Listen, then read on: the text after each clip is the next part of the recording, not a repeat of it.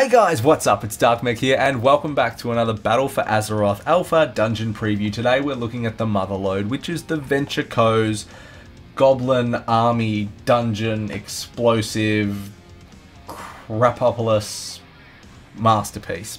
It's really interesting. This is a really interesting dungeon. This dungeon to me I think was based around having some fun from Blizzard, which is fantastic. The issue is, for me, personally, my own opinion, my own 2 cents here, guys, it's early days alpha. I hate this dungeon. I really don't like it. There is way too much trash. There is just way too much trash. From a boss perspective, the fights are actually cool, but there is way too much trash. And they've tried to make it fresh in regards to the dungeon functions in like a straight line.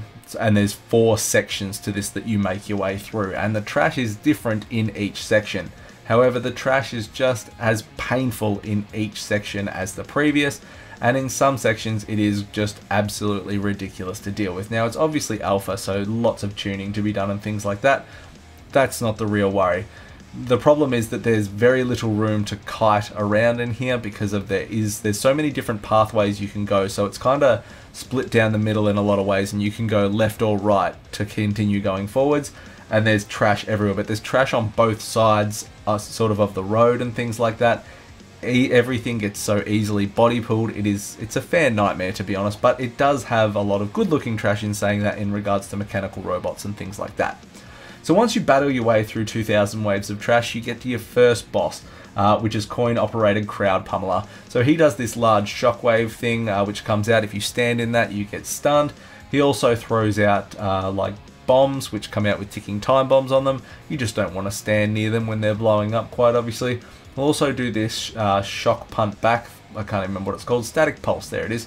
Where he'll actually punt you backwards, which deals a little bit of damage. So they're the 3 mechanics that this boss cycles through. Hits quite hard, which is really interesting as well. You know, obviously this dungeon is tuned slightly at the high end of things at the moment in comparison to the other ones. And obviously super early days, but all the majority of the bosses and mobs in here hitting a lot harder than any of the other dungeons at the moment. So once that boss is down, you are into the sort of second section of this with new trash mobs again. So you've got a lot of trash. There's a lot of explosives in this dungeon, like it is over the top explosives. So a lot of these mobs drop explosives, put channels on you, or just try and blow you up. And you can see here the aggro radius. We're fighting up here and we ended up somehow pulling that pack all the way down the bottom. And there's like a mechanical, I don't even know what that is, that comes in. You've got elementals in here as well. Trash can get extremely out of hand in here really quickly.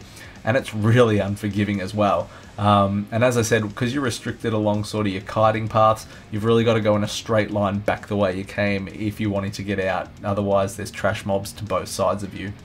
Once you've sort of come through here, you go up a whole cliff side of elementals. You get to the top and then you get a brand new trash pack again trying to blow you up. Once they're down, you get to the second boss, which is Azeroth. Now, Azeroth has 2 fracking totems out the front of him. Now, I think I figured out how the fracking totems work. The fracking totems will stun one of these smaller mobs for 1 minute, however they break on damage. When you engage this, Rockmora 2.0 comes up out of the ground, and all the little ones will fixate on members of your party and chase them around. Now you can slow them, you can stun them, you can grip them, you can knock them back. So the idea, I think, with the fracking totems is to have somebody with a fixate, lure it out, use the fracking totem on it when it's far out, and just leave it sitting out there for a minute. You can roots them when they're small. The boss will actually do an Azeroth empowered kind of thing on them though, in which they will turn big, like this Earth Rager here on the screen. You can't stun them, you can still grip them, however you can also slow them. So DKs are extremely powerful in this fight. I think monks are going to have a hell of a good time as well, being able to take Ring of Peace and Leg Sweep as well. You can see you can also roots them, but when they get empowered, the roots will break. They do this resonating quake, which is just a pulsing thing that you want to stay away from. And otherwise, the boss will just kind of run around and hit you and continue to try and empower the smaller adds. He can also call them up, so he can also bring more adds to the fight once they're down. So you're kind of always dealing with mini Earth Rages or the big ones if they get empowered. So that is pretty much it. I like that boss. I was a fan of that boss. That boss is a good one. After that, you're going to hop in a minecart and you are going to go down into the third section of this dungeon, which has the worst trash that I have actually ever seen. It's got these master alchemists, which absolutely, or masterminds, sorry, Venture Co masterminds and the Venture Co alchemists, and they absolutely fist you. They fuck you up so bad. They have this Azeroth injection, these energy beams, and they do this leech as well. So they send out this ball of leech, and anyone that it passes through basically sucks them back to full health. Again, you can see we've just managed to body pull a pack at the back that's got a mastermind in it as well. There's beams going everywhere. This pull, I think, took us about 3 minutes to get down. Like, we were just consistently going because there's these leech. If you've got a bunch of people in melee not paying attention and those purple leech orbs go through them, they pretty much go back to full health.